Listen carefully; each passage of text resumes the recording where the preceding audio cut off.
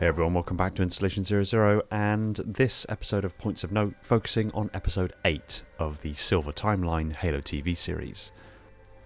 The episode opens with Chief going for a walk with McKee. Although Chief inevitably knows she's a double agent, they still shared that moment in the domain in one of the previous episodes, in episode 6. What the TV series seems to be driving at is that Reclaimers, or Blessed Ones as the Covenant call them, have an innate connection to each other. Hence why when one of them accesses a Forerunner device, the connection these devices have to the domain allows other Reclaimers to know and feel that a connection is happening. This connection is a deep connection, and even goes so far as synchronizing their biosigns. The definition of a Reclaimer has actually changed over the years. Bungie's era was all of humanity. 343's era were selected members of humanity from the Librarian's special population that she implanted with gene songs.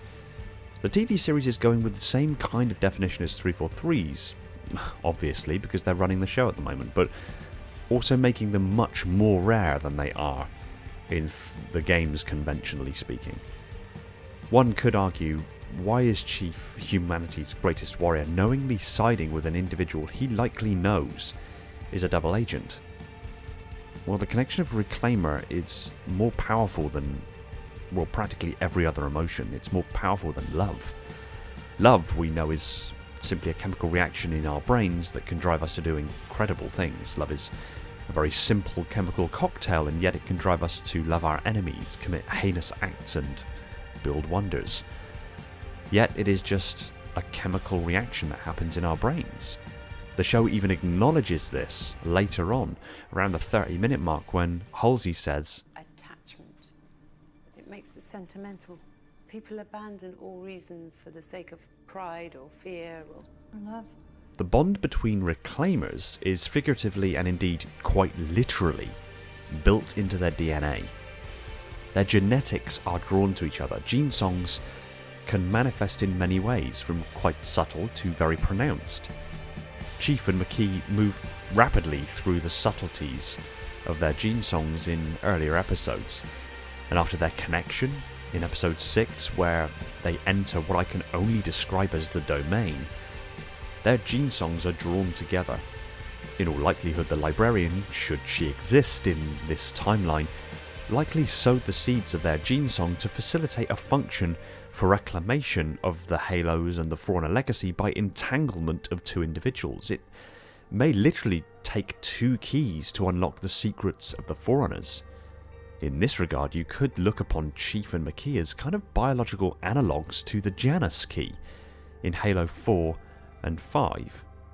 Two halves of a singular construct that's purpose is to reveal the location of all Forerunner relics. This connection between them is more powerful, more motivating, and more innate to the both of them than the simple chemical reactions of love. And we all know how powerful love can be. This connection is like love dialed up to 11, multiplied by itself, and then given a trip on ecstasy. So being drawn together and sharing this connection like they are makes logical sense to facilitate their function, if that is the implication of their connection. And I'm starting to believe that that's exactly what it is. Moving on from that, Keyes' line, "Master Chief is a soldier, he's always on mission." Now this line wasn't just written in as a throwaway statement, there was an emphasis put on it. Chief, in the following scene, is analysing McKee and her motivations and the vision they shared in the domain. Now this doesn't dismiss his connection to McKee, but it at least perhaps hints at the idea that the Master Chief is still a soldier at heart, still protecting humanity. So harkening back to this idea that they're two kind of keys, or they're two sides of the same coin, this seems to emphasise that Chief is the good side and McKee could possibly be the bad side, so to speak. Chief and McKee's exchange relating to their views of humanity also enforce this idea, alongside the idea of them being something of a biological Janus key, equals and opposites. McKee views humanity as unworthy of practically anything, while Chief's view on humanity is one of goodness, a capacity for hope, love, and something special about humans, something sacred and worth protecting. Again, this aligns with the idea that they're equals and opposites, so to speak, and there is that age-old argument, opposites attract. Moving on, glassing looks absolutely fantastic. In a horrifying kind of an entire planet of life just gone, burnt and turned to glass is fantastic. You know what I'm saying. The scene between Parangosky and Keyes, in my opinion, should have been the other way around. Keyes has always had a little bit of a rebelliousness about him in regards to authority and regulation, if it meant maintaining his decent moral compass.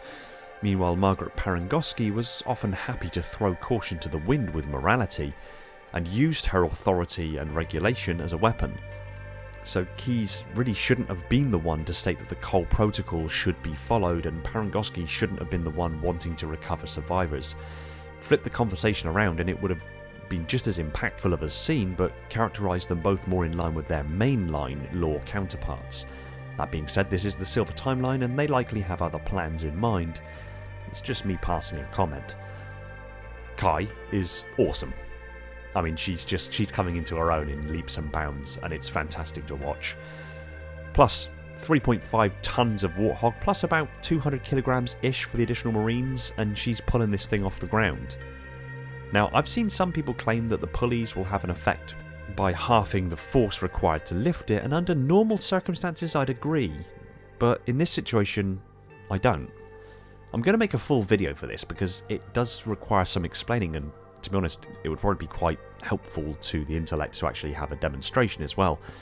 But I'll try to summarise here and demonstrate over there on that video on exactly what the principle is that I'm driving at. But I think, it's a hypothesis, but I think, and I'm pretty confident with this, I think that the pulleys in their current layout aren't actually helping distribute the load at all. And it comes down to where the load is on the rope. Now, if the rope was anchored onto a stationary service on one end, with Kai on the other end, and the Warthog had a pulley the rope was threaded through, which then went to the pulley above and to the pulley bolted to the floor, then yes, I'd absolutely agree. The pulleys would reduce the force needed to lift the weight by it would distribute the weight across those pulleys, meaning that half the effort would be required to lift the Warthog. That's a given. I'm completely happy with that. That's just a basic principle of pulleys, but that's not what we're seeing here. The rope isn't connected to a stationary object and then the Warthog being lifted on its own pulley. The rope is connected directly to the Warthog. That means that the benefit of the pulleys could have had to easing the load is negated. The pulleys in this orientation are serving to change the direction of the force required to lift the load on the end. So as such, the assist ratio that the pulleys are giving like this is basically nothing, meaning Kai is actually lifting nearly the full 3.5 tons plus a bit of change. Again, I'm not 100% confident on that, but I'm confident enough to, make an entire separate video on it. So we will look at the physics of it and do a little exploration of that feat in due course, and it's going to be a fun one because I'll actually set up a rig or something like that, like small scale, where we can demonstrate it. So stick with me for that, because I'm willing to be proven wrong, but I've got a distinct feeling based on the physics at work here that Kai really is actually lifting 3.5 tons plus change. So we'll address that in due course. Next we get to the scene that I'm sure many of you are waiting for my comments on. So let me start by saying this. First, Chief's unease offering the gift of the book beforehand is actually beautifully acted. There's a slight awkwardness that comes through, and it's on point for the certain levels of social anxiety related to living a militarized life, where somewhat gentle gestures and gifts are certainly not commonplace. So the awkwardness that's kind of permeates through in this acting is absolutely exemplary. The kiss harkens back to what McKee's young childhood friend said about the book, where if you see a picture of a kiss, you have to kiss someone. It's somewhat reciprocated by Chief taking her hand due to the affectionate physical touch that again is something Spartans wouldn't be accustomed to. The removal of his hormone pellet means he's feeling emotions that he is ultimately unfamiliar with, but is also basically letting them play out and following them as McKee herself had taught him in regards to letting go when encountering the memory visions of his emotional trauma from his childhood and breaking through to the peace thereafter. So the build-up to this scene is actually several lessons or unresolved story points being resolved and coming together, if you'd excuse the pun. While we're on the subject, actually, in mainline lore, Spartans also have a pellet. It's a platinum catalytic thyroid implant pellet containing human growth hormone. It's put in the thyroid, which they're giving at a minimum about a year before practically any other augmentations take place. Its purpose is to bring on early onset puberty and make the Spartan skeletons and muscles grow to a point of maturity, because the other augmentations have to be administered to adolescents but post puberty, so it's a very narrow window. And because the carbide ceramic ossification augmentation, which clads their bones in an extremely strong ceramic material and makes their bones basically unbreakable, would cause irreparable damage to their bones should they go through a growth spurt thereafter, with the ceramic preventing the growth, resulting in pulverization. Well, this pellet has a side effect of suppressing sexual drive. There's also a 2% risk of elephantiasis. However, the side effect is not universal, and as such means that some Spartans likely didn't experience this effect at all. Now, given that Chief's recovery from augmentations was impressively brief in Mendez's own words, and that his system integrated flawlessly with the tech, this likely means that even mainline canonical Chief doesn't have his sexual drive suppressed, and thus his lack of a physical relationship in mainline lore is circumstantial. Actually, in thinking about this, we don't actually know as a matter of fact that the mainline Chief has never had sex. I mean, from experience, the average duration of a sexual encounter tends to be around 30 minutes, yet Chief's adult life story in the mainline lore has covered a period of, 30-ish years? 31 years? I mean, he was augmented in 25. That was at 14 years old. 4 years later would have been 18 years old. That's the beginning of his adult life. So 29 when Chief turned 18. And then recent lore 2560, the events of Zeta Haley. Yeah, that's 31 years. Now, the books cover many events and many battles over these years, as does the games, but we don't know for absolute fact that at any point in that time Chief didn't have the opportunity to share an intimate moment with someone. I mean, the books, the lore, the games haven't covered every possible moment, and like I said, from experience, if the average sexual encounter takes about 30 minutes, then he could have slipped it in somewhere. Oh, sorry, that was a really poor choice of words as well. So anyway, the argument that Chief should have always been a virgin or be above sexual desire doesn't necessarily represent the truth, because we don't know for certain. I mean, it hasn't been specifically written, but it hasn't also been specifically said that he's a virgin or anything. So, and plus he is human, and a big narrative decision for the TV series is that Chief is being humanized. So, that's just my 5 cents. It's just an opinion. No need to get worked up. It's just it is what it is. So this doesn't mean that Spartan 2s are incapable of love or have an inability to have sex or reproduce. I mean, Spartan Maria, Randall, and Sorin are all examples established from the mainline lore who have quote-unquote left the UNSC and started a family, so to speak. It is likely the writers decided to adapt this particular augmentation to suppress feelings and to regulate hormones entirely, a small narrative adaptation which has had immense repercussions for Chief and Kai, who have since removed them, although I have a suspicion Riz may also have removed hers, because I think she might have actually clocked that Kai had removed hers. I don't know. We'll see. Time will tell. Pablo is in remarkable physical condition. He's put on impressive muscle and tone onto his... I mean, he's 6'5", and the surgical scars from the augmentation are subtle, but they're impactful. His facial expressions, again, translate that the sensation of affectionate physical touch is new and novel to him, so the subtleties of the emotions are being expertly acted. Now, the sex scene itself. I'll be honest, when I watched it the first time, I cringed, but not for the reason you'd expect. I cringed because I know how the vocal minority have been responding to the TV series. I know how divisive the series has been, and I know how entrenched certain opinions of Chief's emotional development have become. So I cringed, not because of the actual sex scene, but because I knew how this scene would be received. And from what I've seen on social media, again, from the vocal minority, the reaction is pretty much in line with what I expected. Upon rewatching it for this video, however, it was tastefully executed. There was no unnecessary nudity or the uncomfortable facial shots we see. That was a really poor choice of words as well. This is terrible. I need to pick my words better. Yeah, there wasn't any of the facial, that we see in franchises like Game of Thrones and among others. The scene itself, it wasn't protracted. It felt quite organic and got across what was intended for the scene without, again, poor choice of words, rubbing it in our faces. Yes. Moving on. This is also a situation where the narrative decision to have Cortana directly implanted into Chief's brain as opposed to an AI data chip has... well, it's backfired. There's no two ways about it, let's be honest.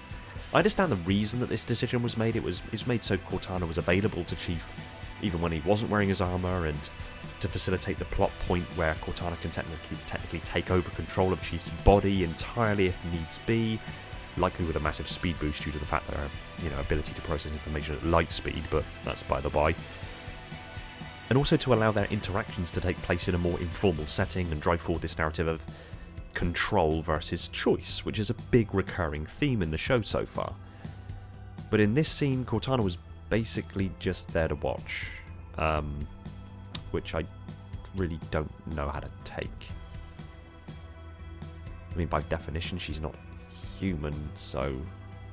but then she is sentient. I don't know how to I don't know how to take it. I don't know how to take it.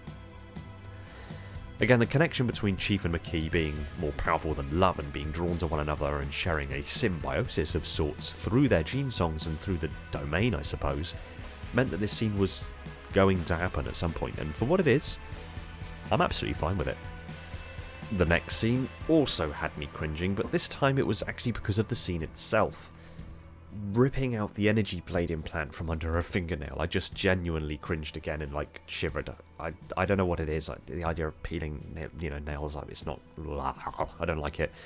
Anyway, I also noticed there was a subtle moment where McKee contemplated actually using the energy blade to kill Chief. There's a moment where they're still laid in bed, and you can see she's kind of tracing, not quite touching, but she's kind of tracing her finger down his face and then down his neck, and she's actually following the line of roughly where the carotid artery is. And there is this moment of hesitation where she looks at that point in his neck, and it is her index finger's extended, and then she actually looks to her index finger, and that's when the scene cuts and she's suddenly pulling it out, and it's gross. But she couldn't actually go through with it. And again, I think that's because of the connection between Reclaimers and how innate it is and how powerful it is.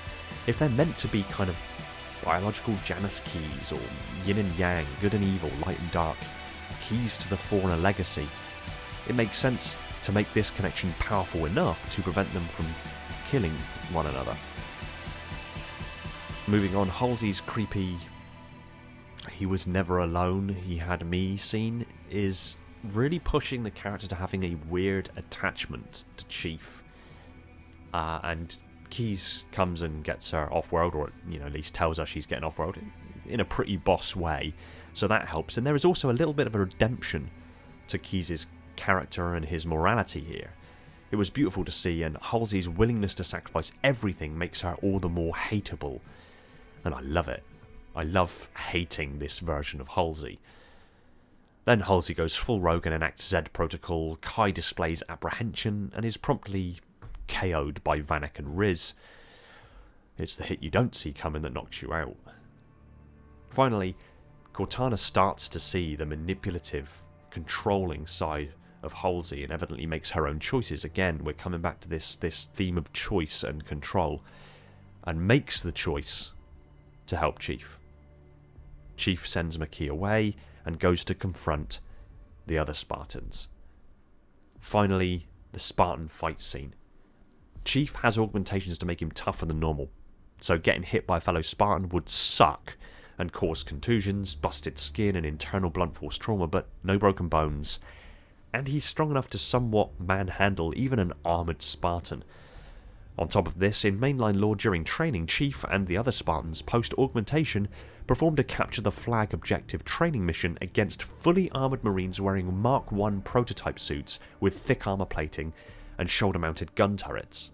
They were fast enough to avoid the gunfire and struck hard enough to dent the solid armour plates of the Mark I exosuits and cause damage to their hydraulic systems, causing them to collapse under their own weight. So it's not like Chief's not strong enough to actually damage Mjolnir either. The point being, it is within Spartan capability to handle themselves against heavily armoured adversaries. That being said, we are dealing with Spartan 2s in Mjolnir, and their goal is to capture Chief, not kill him. So they will inevitably be holding back, much like the fight between Chief and Locke in Halo 5, but this fight is much, much better. We hear Cortana finally giving useful battlefield information to Chief to give him a tactical edge, but it's not enough. It wasn't going to be enough against two fully armoured Spartans. But Kai comes in to help. We get a standoff and Riz looks like she's wavering on her resolve, leading me to believe that since she witnessed Kai earlier in the season removing her pellet, maybe not directly, but they're Spartans, they're perceptive, she would have noticed the laceration at the base of her spine and knows that that's where the pellet's kept. So I've got a feeling that she might have done the same.